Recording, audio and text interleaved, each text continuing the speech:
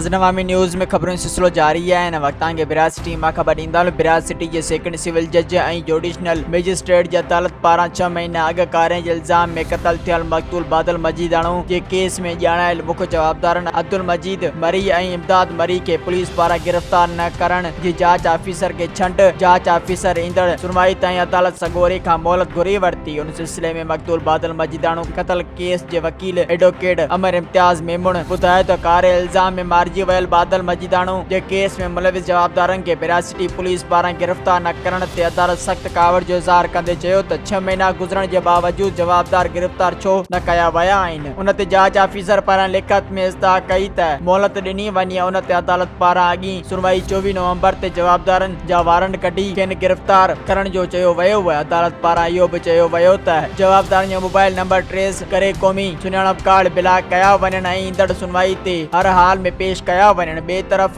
मक़तूल बादल मजीदाणो जा वारिस शाहिन मजीदाणो ऐं ॿियनि प्रेस क्लब पहुची एहतजाज कंदे ॿुधायो त गुज़िरियल 6 महीननि खां मुसलसल एहतजाज करण जे बावजूद बि बिराज सिटी पुलिस जवाबदार गिरफ्तार न आहिनि कया। हिननि ॿुधायो त जवाबदार सरेआम घुमी रहिया आहिनि ऐं ॻोठ में असां मथां हर रोज़ हवाई फायरिंग पिणु करे रहिया आहिनि, पर पुलिस जवाबदार गिरफ्तार नथी करे। हिननि आला अख़्तियारनि खां मुतालबो कंदे चयो त मक़तूल बादल मजीदाणो जे क़त्ल में मुलविस इमदाद मरी ऐं अब्दुल मजीद मरी के गिरफ्तार करे खेनि इंसाफ फराहम कयो वञे। मज़ीद खबरों और तफसीलात के लिए विजिट करें हमारी वेबसाइट www.awamiNewsHD.com।